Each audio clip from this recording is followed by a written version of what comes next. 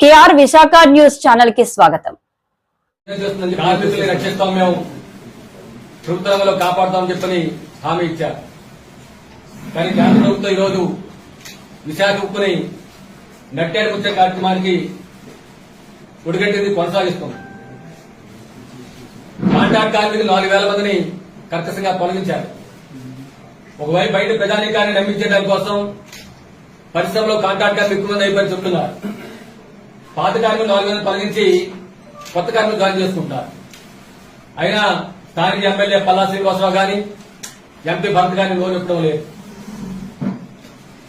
రాష్ట్ర ప్రభుత్వం నోరు ఇప్పే పరిస్థితి లేదు. రైల్వే జోన్ సంబంధించి 2014లో ప్రకటించారు. 13 సంవత్సరాలు అవుతుంది. ఇంతవరకు కేంద్రం దానికి గెజిట్ నోటిఫికేషన్ ఇవ్వలేదు. నిన్న కాక మొన్న జమ్మూలో 2025 జనవరిలో ప్రకటించారు డివిజన్ జమ్మూ సంబంధించి. 6 నెలలు అవుతుంది. కేంద్ర ప్రభుత్వం కావాల్సిన డిపిఆర్ గాని గెజిట్ నోటిఫికేషన్ గాని పాలనా యంత్రాంగం గాని పరిపాలన స్టార్ట్ అయిపోయింది. జమ్మూలో 6 నెలలు తిరిగితే 6 నెలలు ప్రారంభమైతే 13 సంవత్సరాలైనా సరే ఇక్కడ అధిగతి లేకపోతే ఈ డబుల్ ఇంజిన్ సర్కారు ఫోటో ప్రభుత్వం ఏం చేస్తుందని చెప్పి మేము తెలియజేస్తున్నాం. దీంతో పాటు కార్మిక సంక్షేమానికి సంబంధించి స్కీమ్ వర్కర్స్ ఆందోళన చేస్తే జగన్మోహన్ రెడ్డి దుర్మార్గం చేస్తున్నాడు, ఒక అధికారం బట్టి మీకు ఎంత బత్తాలు పెంచుతామని చెప్పి అన్నారు. కార్మికులు తొలగిస్తుంటే మీకు ఉపాధి కష్టం కల్పిస్తామని చెప్పి అన్నారు. కానీ అధికారులు చెప్పిన చేస్తుంది ఏంటి? అదే నిర్బంధాలు ఉపయోగిస్తున్నారు. కార్మిక జీతాలు పెంచడం లేదు, ఉద్యోగాలు తొలగిస్తున్నారు.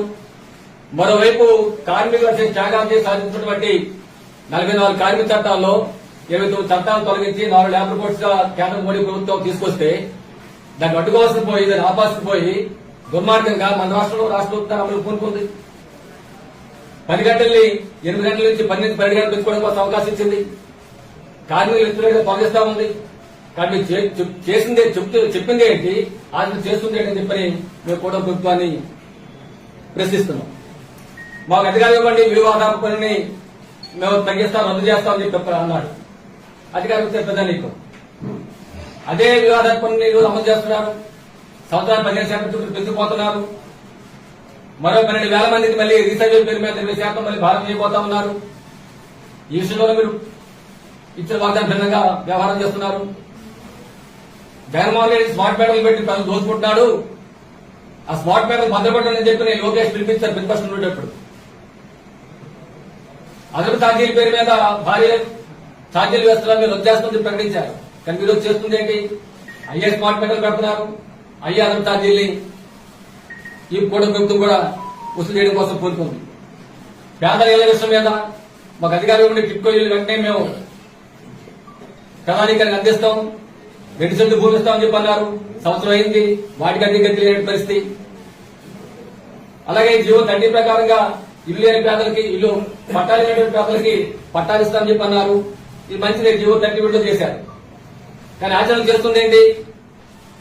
ఈ పట్టాలు ఇవ్వడానికి కొరియలు పెడుతున్నారు. గతంలో అయితే కొరియలు పెట్టి ఇప్పుడే కొరియలు పెడుతున్నారు. ట్యాంకులని, చెరువులని ఇలాంటి ఆటంకాలు పెడుతున్నారు. విశాఖపట్నంలో ఇంకా నగరంలో చెరువులు ట్యాంకులు ఎక్కడున్నాయండి? ఈ ప్రజానీకంతా కూడా 30 సంవత్సరాలు 40 సంవత్సరాలు నివాసం ఉంటున్నారు, పనులు కడుతున్నారు, మరో సదుపాయాలు ఉన్నాయి అక్కడ. ఇప్పుడు అయ్యే కొరియలు పెట్టి ఈ పేదలందరినీ పట్టాలు లేకుండా ప్రయత్నం చేస్తున్నారు. కాబట్టి ఇచ్చిన మాట ప్రకారంగా వీళ్ళందరూ కూడా పట్టాలు ఇచ్చే కార్యక్రమాన్ని పూనుకోవాలి. రిజిస్ట్రేషన్స్ చేస్తామని చెప్పి జీవో 30 ప్రకారం చేస్తామని చెప్పి అన్నారు. సంవత్సరం అవుతుంది. దానికి సంబంధించి కూడా ఎటువంటి ముందడుగు లేని పరిస్థితి మనం చూస్తా ఉన్నాం. పత్రికా భూ సమస్య హడావిడి చేశారు, రాగానే పరిష్కారం చేస్తున్నట్టు, పరిష్కారం అయిపోయినట్టు హడావిడి చేశారు. ప్రజలు కూడా విశ్వసించారు, నమ్మారు అవుతుందని చెప్పని. దానికి పక్కన పడే పరిస్థితి ఇప్పటికీ ఉన్నది. కాలుష్యానికి సంబంధించి ప్రధానంగా అదాని గంగవరం పోర్టు, ఫార్మా కంపెనీకి సంబంధించి ఇతర ప్రైవేట్ రంగానికి సంబంధించిన పరిశ్రమల నుంచి ఈరోజు విశాఖపట్నం కాలుష్య కోరలు చిక్కుంది. మాకు అధికారం ఇస్తే వీళ్ళందరినీ కంట్రోల్ చేస్తామని చెప్పన్నారు, చర్యలు చేపడతామని చెప్పన్నారు.